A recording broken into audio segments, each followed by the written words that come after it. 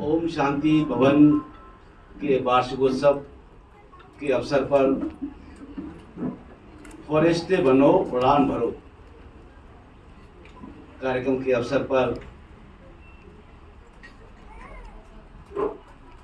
ओम साईं भवन की बड़ी दीदी रुचि बहन जी,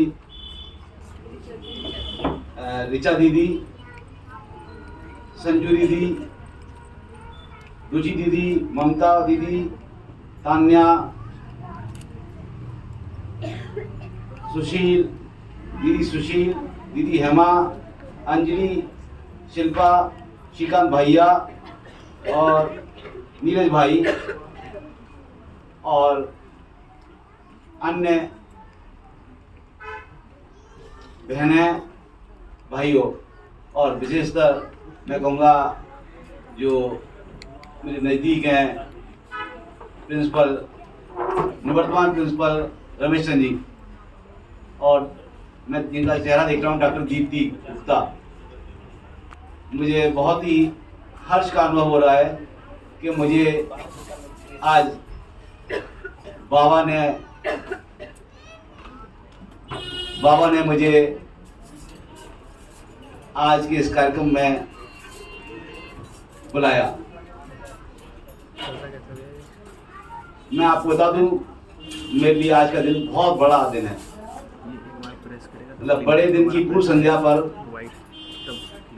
मुझे आपके कार्यक्रम में आने का अवसर मिला। मैं आपका बहुत बहुत आभारी हूँ। आपके कार्यक्रम देखे, जिस प्रकार ऋचा दीदी ने जिस यहाँ नोएडा शहर में अपने प्रयासों से जितने केंद्र चल रहे हैं, और मेरी जानकारी मिली है कि नया भवन भी बन रहा है, ये अपने आप में एक मिसाल है। 1930 से जब से ये संस्थान प्रारंभ हुए हैं, तब से लेकर आज तक पूरे देश विदेश में अपने कार्यक्रमों के माध्यम से हम सभी पूर्ण आत्माओं को कैसे आत्माएं फरिश्ते बनकर उड़ान भरें, ये प्रयास किया जा रहा है, और उससे हमारी पृथ्वी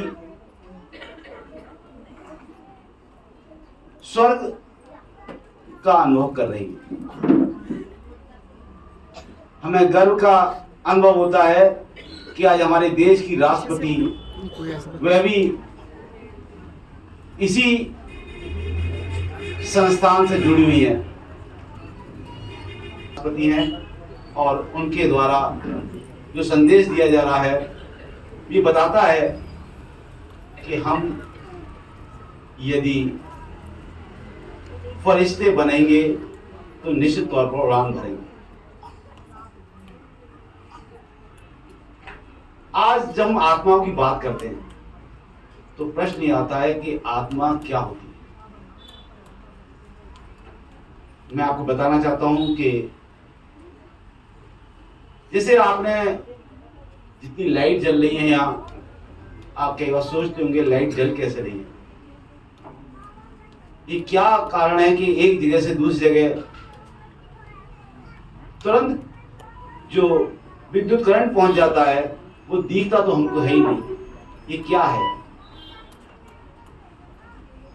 ये आत्मा ही है। कई बार आपने महसूस किया होगा कि जब आप किसी की चर्चा करते हैं और उसका फोन आ जाता है, वो क्या है? ये आत्मा ही तो है। ये वेव्स के माध्यम से आत्माएं काम करती हैं, और जैसा हम विचार करते हैं, एक विचार ही एक व्यक्तित्व है। आपके अच्छे विचार होंगे, निश्चित तौर पर आपके विचारों के माध्यम से अच्छा संदेश जाएगा। मैं लगातार सिस्टर शिवानी को सुनता रहता हूं। उन्होंने अपने संदेशों के द्वारा जो सकारात्मकता पहुंचाई है, वास्तव में वो बेसाल है। उन्होंने एक बार कहा था कि यदि हम आई की जगह वी का प्रयोग करने लगे तो इलनेस वेलनेस बन जाएगी। वास्तव में सारा जो आज हमारा दुख है उसका कारण है आई, यानी कि मैं। यदि हम मैं को त्याग करके हम की चर्चा करेंगे,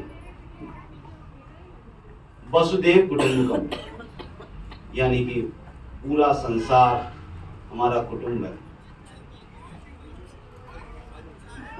निश्चित तौर पर आज का जो कार्यक्रम था, आशीष भाई ने जो जादू दिखाया, निश्चित तौर पर आपको लगने लगा होगा कि कैसे हो रहा है, और बाबा ऐसे ही जादू दिखाते हैं। बस जरूरत है तो केवल विश्वास की। हम कई बार विश्वास करते नहीं हैं और हम ये सोचते हैं कि ऐसे कैसे हो सकता है, पर बाबा की जो रचना है, उनकी कला है, वो सब कुछ कर देते हैं। बस हमको अटूट भक्ति रखनी पड़ेगी। मैं आपको बता दूं, मैं बहुत दिनों से सोचा था कि कभी मुझे टाइम मिले और मैं जाऊं, पर बाबा ने ऐसा संदेश भेजा कि मुझे आज आपके कार्यक्रम में मुख्य अतिथि के रूप में आने का अवसर मिला। मैं बहुत बहुत आभारी हूँ, आपने मुझे बुलाया।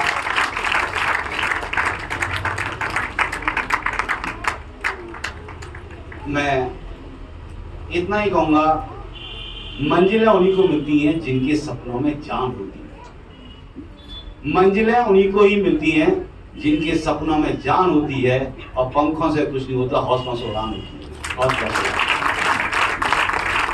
ऋचा दीदी ने जो हौसला रखा है, और आज जिस प्रकार भवन बनाने का, अपने भवन बनाने का संकल्प लिया, वो साकार हो रहा है। निश्चित तौर पर हमारी संकल्पना पूरी होगी, और इसी प्रकार हम फरिश्ते से उड़ान भरेंगे और ये संदेश जन जन को पहुंचाएंगे। जय हिंद, जय भारत, धन्यवाद।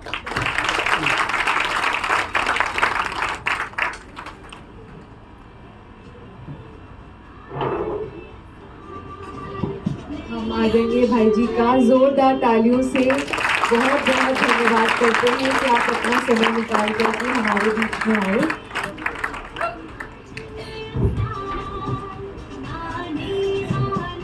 और भाई साहब, जैसे आप कॉलेज में, स्कूल में आप पढ़ाते हैं एज अ प्रिंसिपल, ऐसे ये सब जो आपके सामने बैठे हैं, ये भी ईश्वरीय विद्यार्थी हैं, गॉडली स्टूडेंट्स हैं, जो हर रोज़ सुबह सुबह उठ करके उसको याद भी करते हैं परमात्मा को, और जो उसकी शिक्षाएं हैं उसको सुनते हैं, पढ़ते हैं और अपने जीवन में परिवर्तन लेकर के आते हैं।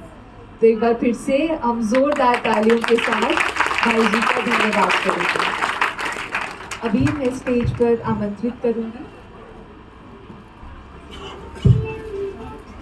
मैं रिक्वेस्ट करूंगी रमेश भाई जी को हम सबके बीच आएंगे। आदरणीय रमेश भाई जी स्टेज पर आएंगे। हम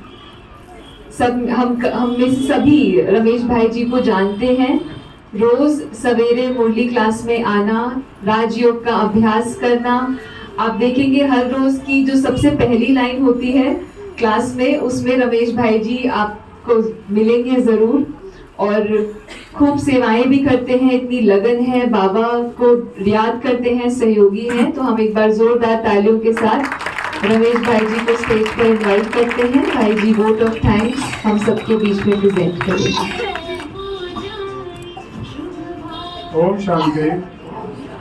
सब उत्साह से बोलेंगे, ओम शांति।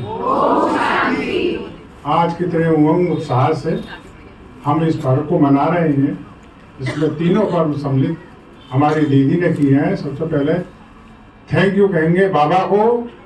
थैंक यू बाबा, हम सारे बच्चे इस भवन में आकर उमंग उत्साह से अपने विद्यालय में एक सकारात्मक गुण ले रहे हैं। तो आप सभी को बहुत बहुत धन्यवाद। हमारी दीदियाँ जो सबसे ज़्यादा तपस्या कर रही हैं, रीशा बहन, उनके बलबूते पर कितनी उनको तपस्या सेवा, और मैं तो कहूँगा कि ये मनसा सेवा है। हम जोड़ते हैं तो बहुत कम जोड़ पाते हैं, और उनकी मनसा सेवा से कितने यहाँ आत्मान भाव बैठे हुए हैं और ज्ञान प्राप्त कर रहे हैं, गॉडली स्टूडेंट बन रहे हैं। तो इसमें एक मैं छोटी सी उदाहरण देता हूँ कि हमें अब क्या करना है। सहयोग, एक सहयोग शक्ति ऐसी है, हम उस सहयोग से देश को, परिवार को और अपनी संस्था को बहुत अच्छे ढंग से चला सकते हैं। तो इसलिए एक छोटी सी उदाहरण है, दृष्टांत है। अब इन चारों उंगलियों में आपस में बहस छिड़ गई कि मैं बड़ी हूँ, मैं बड़ी हूँ। तो इस उंगली ने कहा कि मैं जो है सुदर्शन चक्र घुमाया था कृष्ण जी ने, इसलिए मैं बड़ी हूँ। दूसरी उंगली कहती है नहीं, मैं बड़ी हूँ, प्रतिपक्ष को प्रमाण की जरूरत नहीं है, मैं सबसे लंबी हूँ। तीसरी उंगली कहती है नहीं, मैं बड़ी हूँ, मैं माथे पर तिलक लगाती हूँ, आत्मा का ज्ञान कराती हूँ। और चौथी उंगली कहती है नहीं, तब कुछ नहीं हो, मैं बड़ी हूँ, क्योंकि कृष्ण भगवान ने गोवर्धन पर्वत को धारण किया। परंतु अंगूठा सुनता रहा और कृष्ण ने कहा कि तुम बड़ी हो, एक उंगली मैं नुक्ति देता हूँ, एक लड्डू बना दो। एक उंगली पे कोई लड्डू नहीं बना, और अंगूठा ने आकर कहा हम नुक्ति से सारे मिल करके ये लड्डू बनाते हैं। तो कहने का मतलब है हमारे अंदर इतनी सहयोग शक्ति हो, हम सब मिल करके ही अपनी इस पाठशाला को, देश को, परिवार को, और जो भवन बन रहा है उसमें हमारा तन मन धन से सबका संकल्प हो। तो ये मेरी सबसे प्रार्थना है कि हमारे जो हुए बच्चे सब तन मन धन से उस हमारे भवन को बनाने में सहयोग दें। और 3 बात याद रखेंगे जितने भी हमारे इसमें जुड़े हुए हैं। पहला है पढ़ना, दूसरा है लड़ना, और तीसरी बात है चढ़ना। तो पढ़ना हमें रोजाना मुरली, और मुरली को भी धारण करना, उनके गुण हमारे अंदर आए तब हम कामयाब होंगे। और जब हम रोजाना लड़ाई किससे करते हैं, जो हमारे अंदर विकार हैं ये नष्ट हो जाएंगे तो हमारी चढ़ाई आसान हो जाएगी। चढ़ाई क्या है? जीवन मुक्ति और जीवन युक्ति जो होती है, दोनों ये हमारी आसान हो जाएंगी और हम इनको याद रखेंगे। अब सभी के लिए बहुत बहुत धन्यवाद। हमारे मेन जो आए हैं अतिथि, उनके लिए भी बहुत बहुत धन्यवाद। और हमारी जो बहनें हैं जो नोएडा में पूर्ण रूपेण से ज्ञान की वर्षा कर ली है, उनके लिए भी बहुत बहुत धन्यवाद। ओम शांति।